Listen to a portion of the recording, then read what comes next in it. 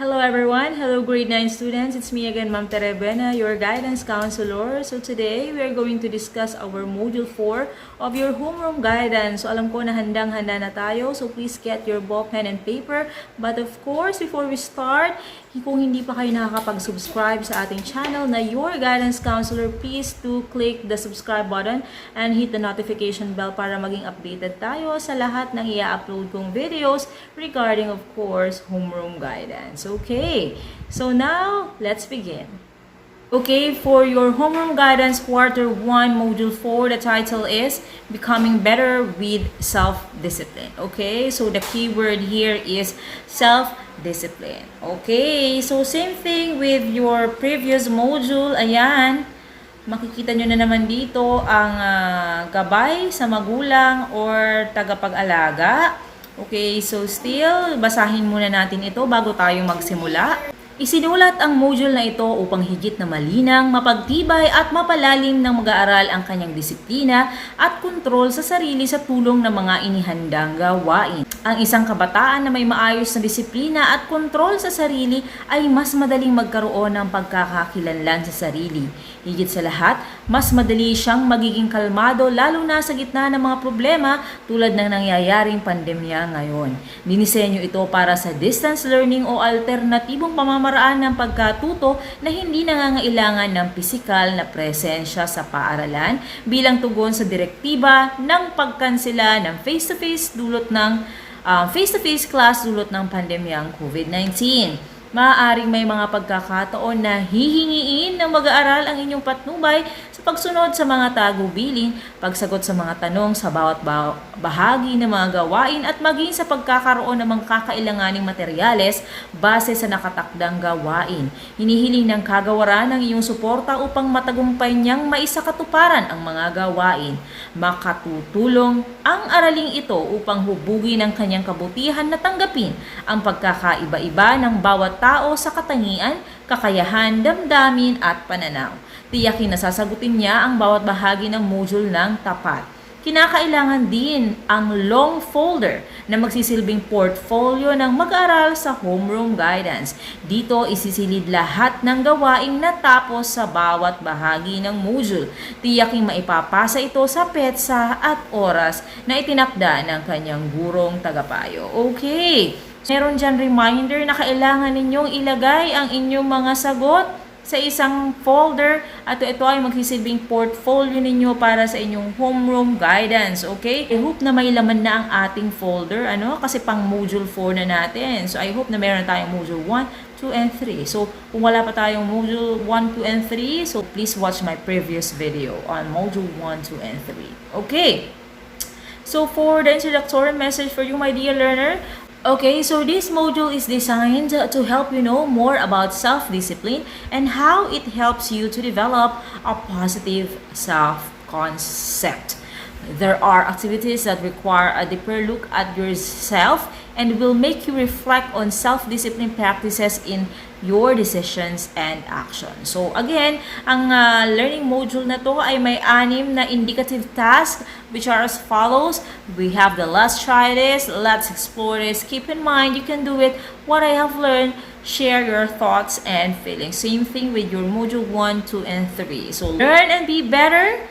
Enjoy your self-improvement process through this module. Okay, so we have, of course, here our learning objectives. Again, the title of our module 4, my dear grade 9 students, is Becoming Better with Self-Discipline. Okay, so at the end of this module, you are expected to, number 1, explain the role of self-discipline in maintaining positive self-concept.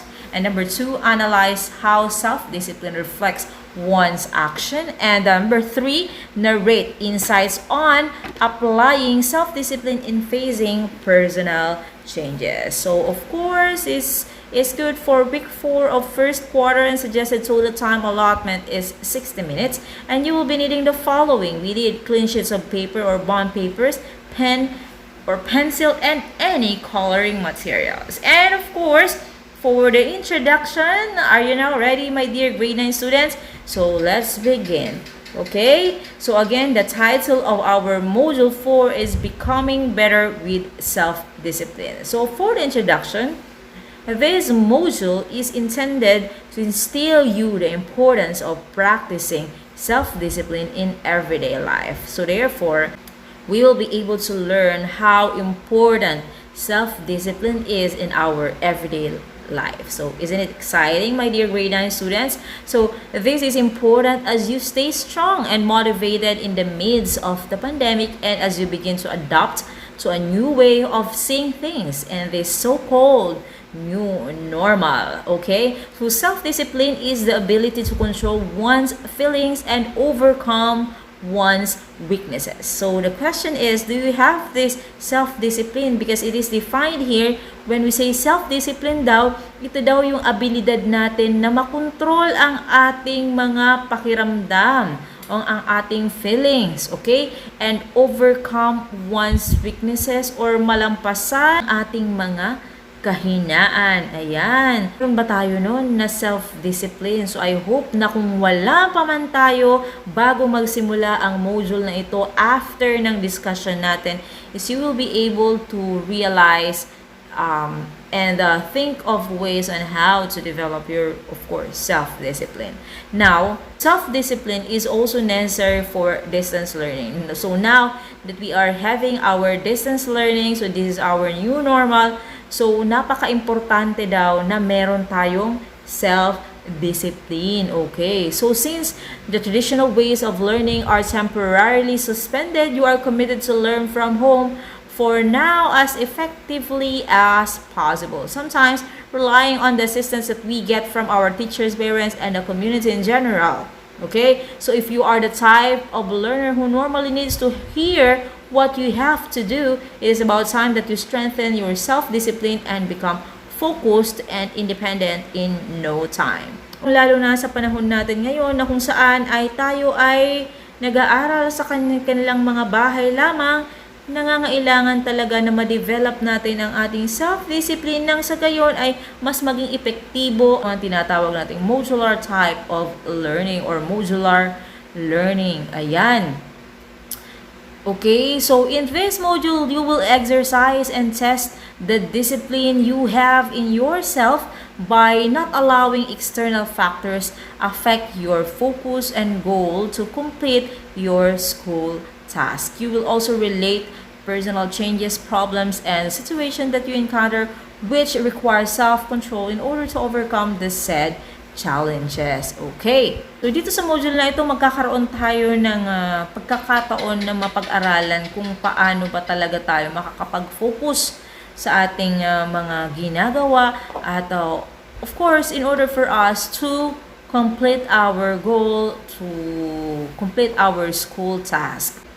And of course, under let's review, okay, let's have first a recap of what we discussed in Module 3. Okay, ano ba yung mga pinag-usapan natin sa Module 3? Okay, so in Module 3, you were able to know the different child's rights, discussed how to exercise those rights responsibly and realize your value as a member of your family and community. So ayan, napag-usapan natin dun kung ano ba inyong mga karapatan, ano ba ang inyong mga responsibilidad, at ano ba ang inyong mga roles. Okay, so again, we have the 3 R's, your rights, roles, and of course your responsibilities. So we were able to discuss that. Of course, the 3 R's. The title of your module 3 is the 3 R's. So ayan, so malinaw nating napag-usapan kung ano nga ba ang inyong mga rights, roles, and of course responsibilities as a child. So now, under Let's Try This, suggested time allotment is 10 minutes. You are going to recall an experience when you were thankful for having controlled yourself from being impulsive. Ayan. So, mag-reminisce tayo or aalalahanin natin ang mga experiences natin or yung mga karanasan natin kung saan tayo ay naging thankful or tayo ay nagpasalamat dahil nagawa nating kontrolin ang ating sarili from being impulsive. So, when we say impulsive, ito yung mga pagkakataon na hindi ka nag-iisip bago mo gawin ang isang bagay. So, when you are impulsive, don't think first before you act. Okay. So, ano ba ang mga pagkakataon na yon or experiences mo yon kung saan nagpasalamat ka or you were able to control yourself from being impulsive or from not thinking first your decision before doing a certain act or a certain thing. Okay. So, for example, when you avoided saying hurting words to a good friend or when you were able to save money by ignoring unnecessary things. So, after that moment, what were your thoughts and realizations about the incident? Capture your answers to the questions by making a simple poster. Use short bond paper, pencil, and any coloring materials. Ayan, so ang pinaka-output natin para sa Let's Try This is you're going to make a simple poster wherein nakalagay na doon kung ano yung pangyayaring yon or yung experience na yon kung saan naiwasan mo na makagawa ka ng isang desisyon nang hindi mo pinag-iisipan. Okay? So, for you were able to control yourself from being impulsive. Okay? So, ito ay isa sa mga example lamang na kung saan maaaring na iwasan mo na makapagsalita ng hindi maganda sa isang kaibigan or kaya naman nagawa mong makapag-ipon ng pera by ignoring or sa hindi pagpansin sa mga unnecessary things, sa hindi pagbili ng mga bagay na hindi naman kailangan. Ayan, so those were some of the examples, okay, na wag pong kukopyahin na, you also make your own examples. So those are only some of the examples na maaaring maging reference natin, but of course I know na marami tayong maaaring ilagay dyan, but of course isa lamang po ang hinihingi dito. Okay, maaaring isa lang, or if you wish to write or to draw more, okay, so if you wish to have more of your experiences on being for being in control of yourself, so you may. Okay. And of course, you have to answer the processing questions on a clean sheet of paper. We have here number 1, did experience change anything in you? Why or why not? Okay, nabago ka ba ng experience na yon? Sa tingin mo, bakit po hindi? Bakit naman? Oo. Okay? What could have happened if you were impulsive during that time? So, now, ano kaya sa tingin mo ang mangyayari kung ikaw ay naging impulsive or hindi mo pinag-isipan ang iyong ginawa during that time? Na hindi basta ka lang nag-decide without even thinking of the consequences of your action. What do you think will happen? And of course, number 3, what do you think will happen if you master to control your impulsive actions or behavior? Ano kaya sa tingin mo ang mangyayari kung sakaling bihasa ka na sa pagkontrol sa iyong mga hindi pinag-iisipang actions, okay, or behavior? Ano ka sa tingin mo ang magiging epekto kung ikaw ay nag-iisip muna bago ka nagde-decide or gumagawa ng isang bagay? Ano ka sa tingin mo ang mangyayari kung alam mo kung paano kontrolin ang iyong mga impulsive actions or behavior? Okay. And under Let's Explore This, suggested time allotment is 10 minutes. Now, the title is Actions and Their Consequences. So, here, again, magre-recall ulit tayo, isip-isip ng 5 actions that demonstrate your self-discipline and the results of these actions. So, again, alalahanin natin ang 5 action na kung saan na ipakita mo ang iyong self-discipline. And of course, ano yung resulta ng action na yun. So, you are going to write your answers using the table below. An example has been given or has been provided as your guide. So, we have here, of course, 2 tables. Sa unang table, makikita nyo dyan, may nakalagay na actions. And the other table, meron nakalagay na results or effects. Now, for example, we have here, I logged out of my social media account to stay focused on my mojo. Okay? So, again, aalalahanin natin yung mga action natin.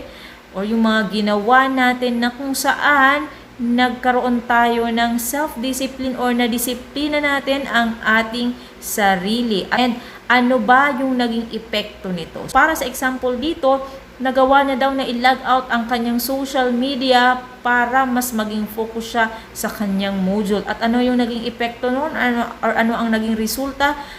He was able to concentrate and understand easily the lessons in my module. So, mas naintindihan niya ang kanyang module at nakapag-concentrate siya.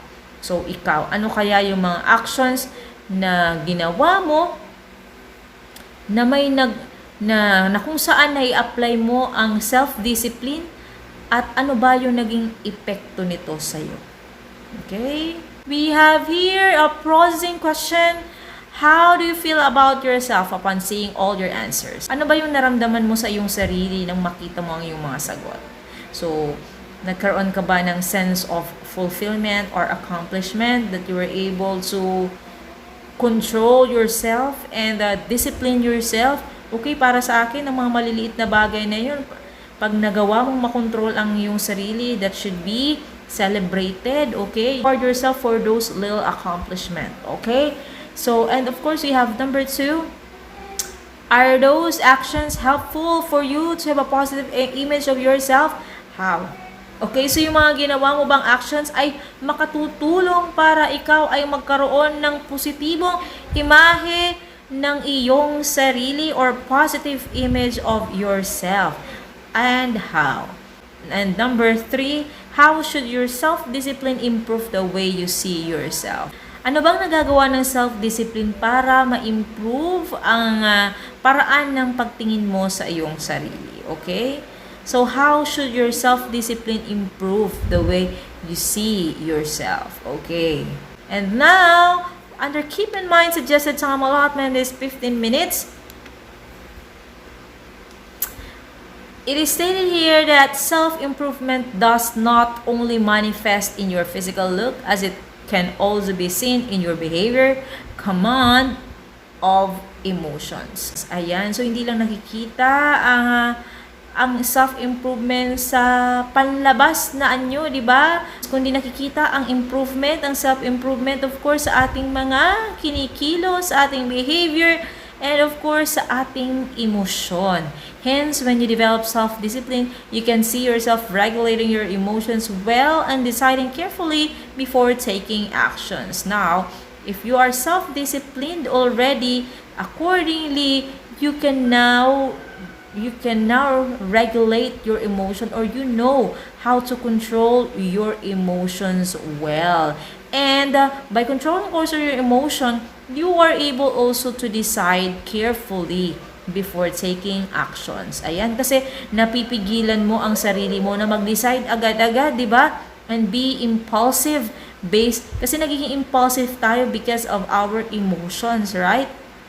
So there's nothing wrong if you feel different emotions such as being happy, angry, excited, sad, inspired, or disappointed, as those are all normal reactions of any human being, but the timing and the manner of expressions make a difference. Okay? So, ang sabi dito, walang problema na makaramdam ka ng iba't ibang klaseng emosyon, pero kailangan lang na yung timing and yung manner ng expression natin, doon natin kailangang i-improve ang ating mga sarili. For instance, if you're angry, it is not an excuse to hurt other or break the things at home. If you're happy, it is not enough reason to forget about the important and immediate tasks. So there are proper ways and time to express those things, and learning them means having self-discipline. Okay, so when you are able to learn about expressing properly your emotions, it only means that you are somehow self-disciplined, because you know how to control or regulate your feelings or emotions. The following are just 7 ways to increase self-discipline, as you can learn other things from other respected sources. So, meron tayo ditong 7 paraan para ma-improve ang ating self-discipline. So, meron tayo ditong control, okay? Meron tayo ditong acronym for the word control. Okay, so C stands for commit to your goal. O stands for objectivity is the key and never underestimate willpower. T, think of your motivation. R, rest and reset. O, overwhelming yourself may not be okay. And L, live a life with a can-do attitude. So let's begin with letter C. When we say C here, it means commit to your goal. So how are we going to commit or to be committed to our goal? So committed ka bang tao? So kung committed ka sa taong minamahal mo, mas lalo na dapat na maging committed ka sa goal mo.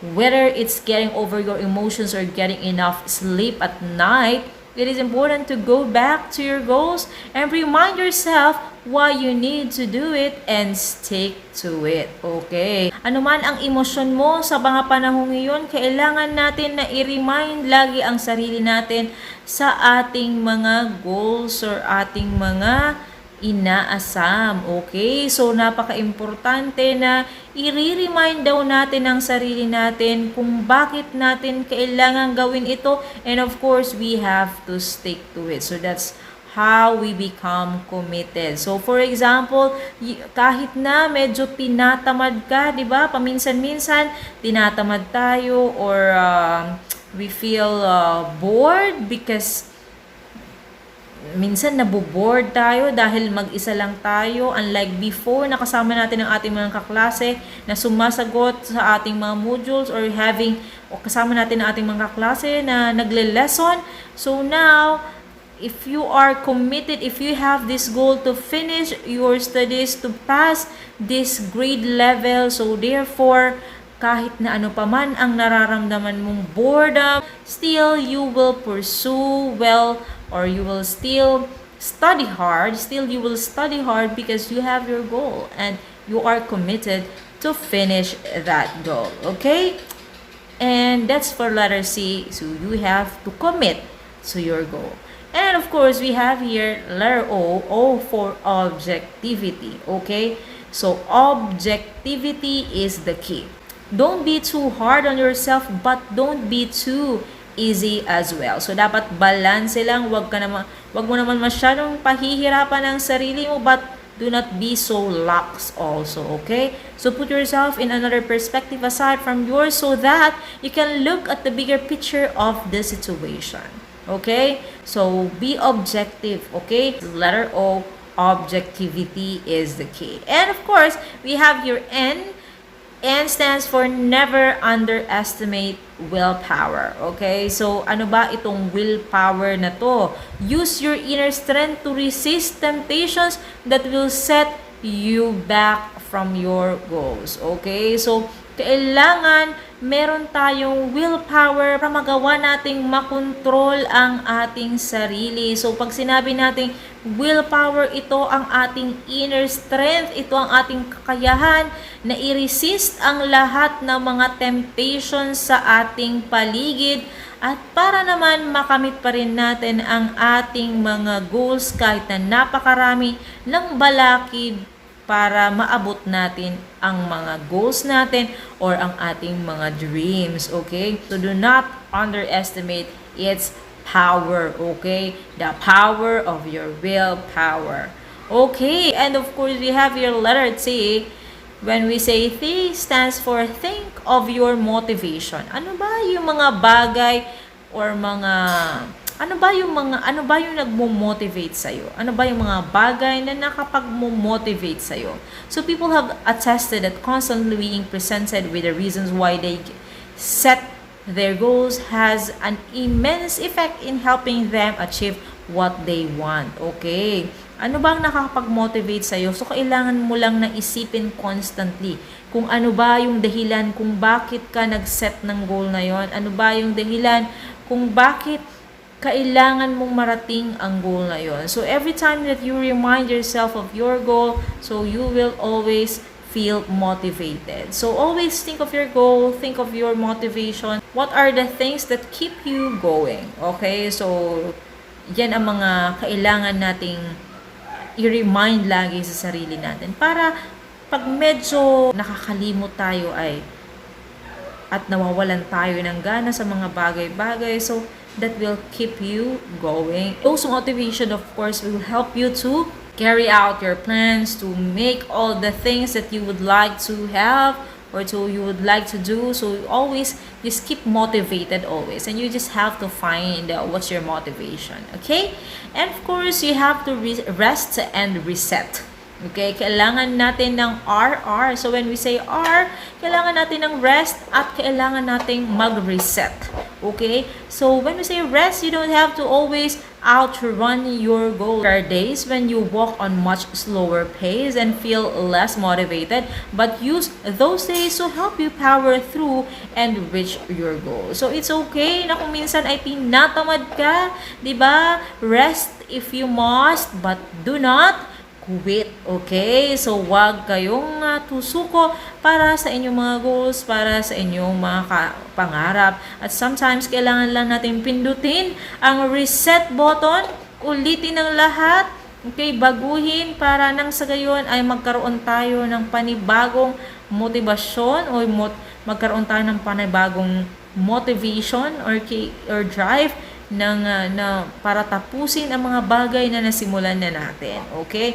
Just press the reset button. And of course, we have here letter O. Letter O stands for overwhelming yourself may not be okay. So don't be so overwhelmed. Don't set too many unrealistic goals that you'll have trouble finishing. So, pag magsiset tayo ng goals, make sure na ito ay SMART, okay? So, alam niyo naman yata ang ibig sabihin ng SMART should be specific, measurable, attainable, realistic, and of course, time-bound.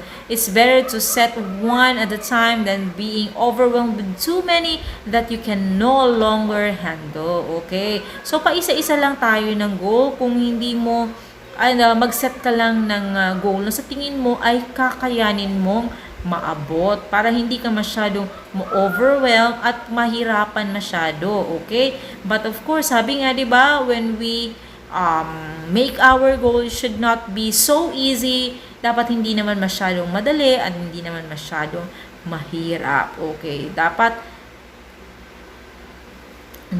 balanse, dapat sakto lang, okay? And of course, the last but not least is letter L or live a life with a can-do attitude. So, ito na yung sinasabi nating positivity. Okay? Paano ka magkakaroon ng isang can-do attitude or positive attitude? So, believe in yourself and in your ability to attain whatever goal you want. So, you just have to believe, just have to tell yourself that you can really do it, okay? So, at first step, of course, maaari na hindi mo paniwalaan ang sarili mo, maaring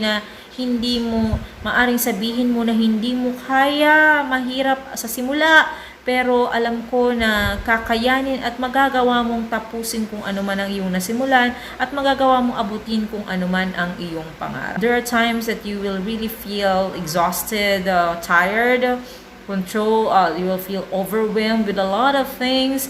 Now, but then if you really have this, diba, willpower to do, willpower to push yourself more, even if you are feeling a lot of emotions, a lot of overwhelming feelings now, and you will surpass all those challenges and be able to reach what you really want and reach your goal. Okay? So, sabi dito, self-discipline has been regarded as a staple key in achieving balance in one's life. Now that we have been ushered into a new normal brought by the pandemic, the importance of having control in ourselves should be highlighted. Okay? So ngayon, lalong-lalo na para sa parte ninyo mga estudyante na walang nagbabantay sa inyo para ma-accomplish ninyo ang inyong mga module. Okay? Walang teacher sa inyo na nag-a-assist.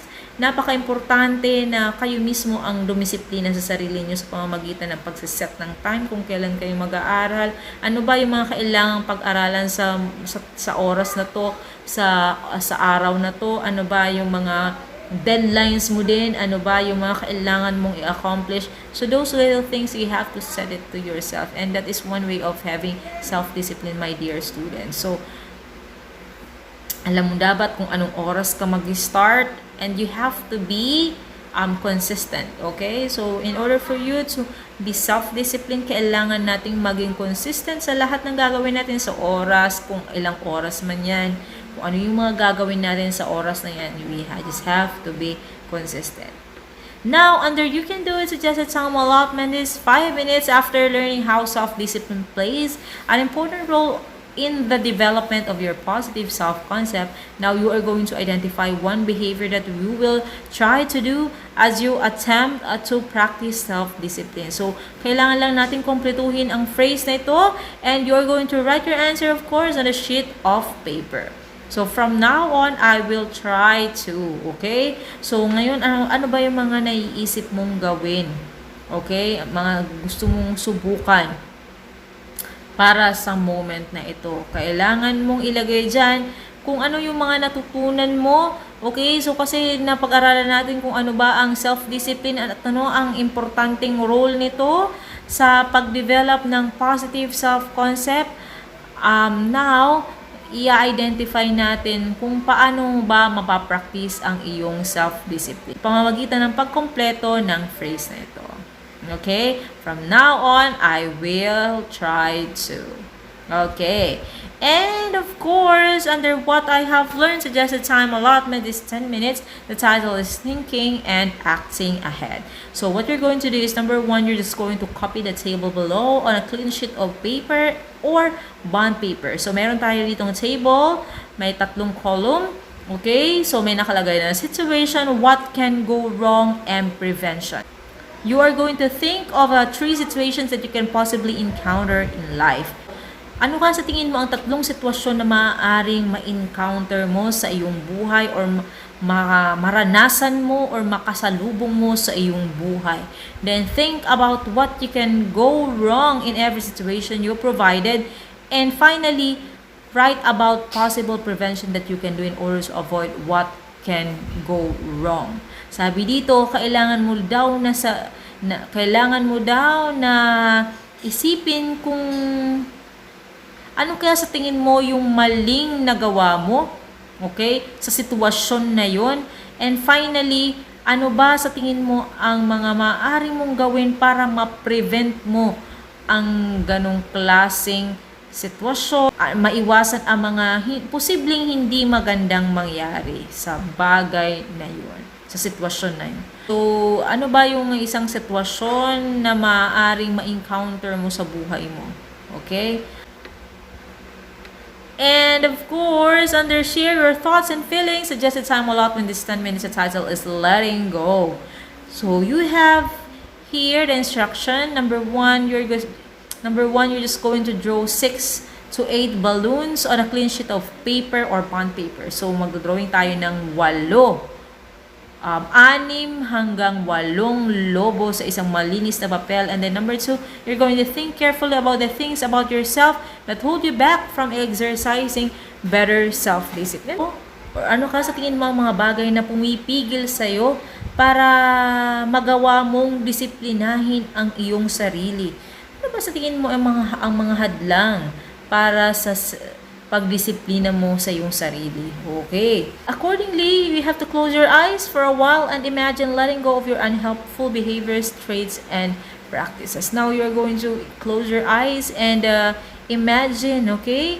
Pikit ang iyong mga mata at isipin or imagine natin na kailangan nating i-let go ang mga hindi makakatulong na behavior na yon, yung mga pag-uugali, and of course, yung mga practices. So, we have to let go of those balloons. So, are you ready to let go? So, when you are, write the behaviors, traits, and practices you have identified inside the balloon drawings, which you think are not helping you exercise self-discipline. So, kung ikaw ay tapos nang mag-imagine ng mga unhelpful behaviors na yon at na-let go mo na siya, kung ikaw ay handa nang i-let go ito, so isulat daw yung mga behaviors, yung mga ugali, mga traits, and practices you have identified inside the balloon.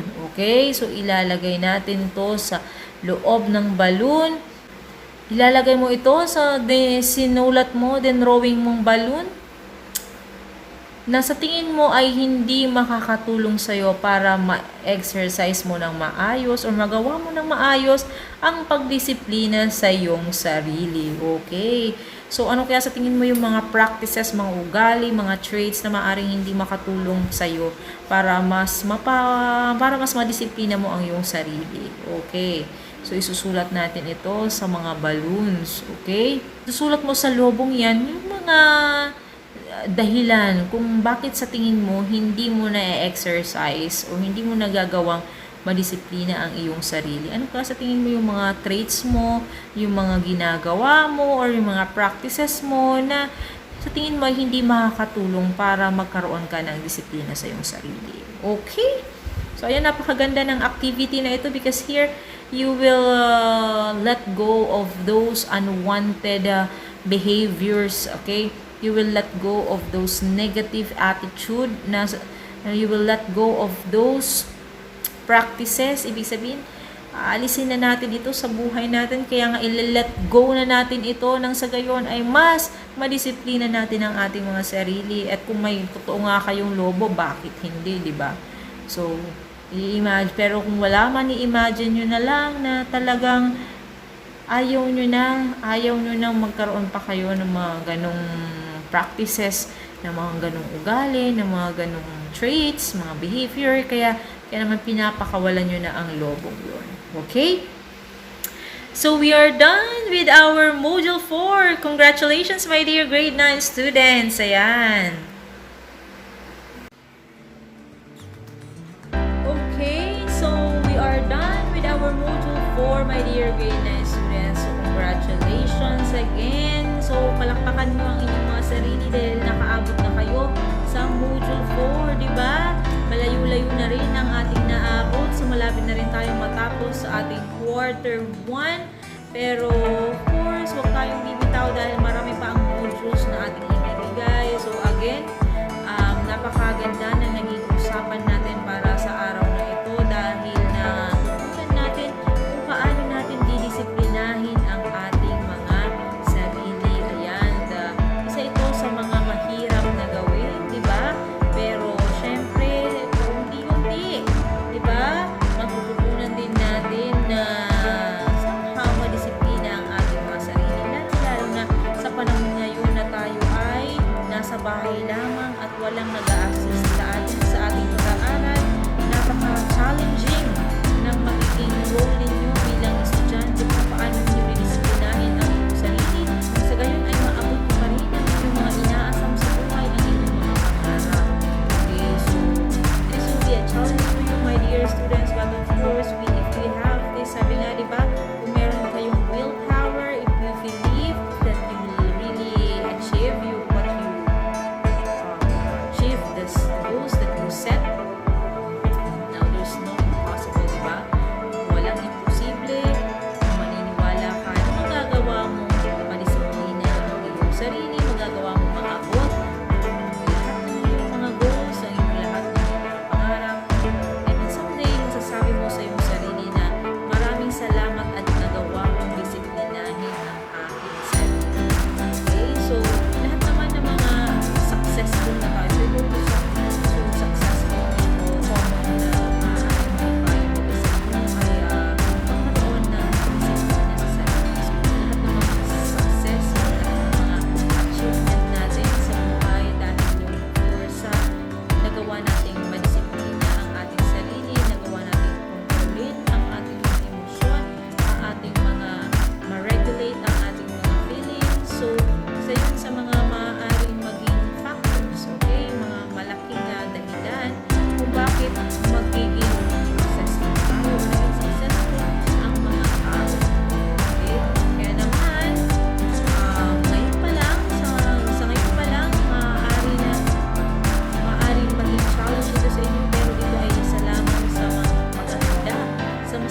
malaking magiging challenge sa buhay ninyo.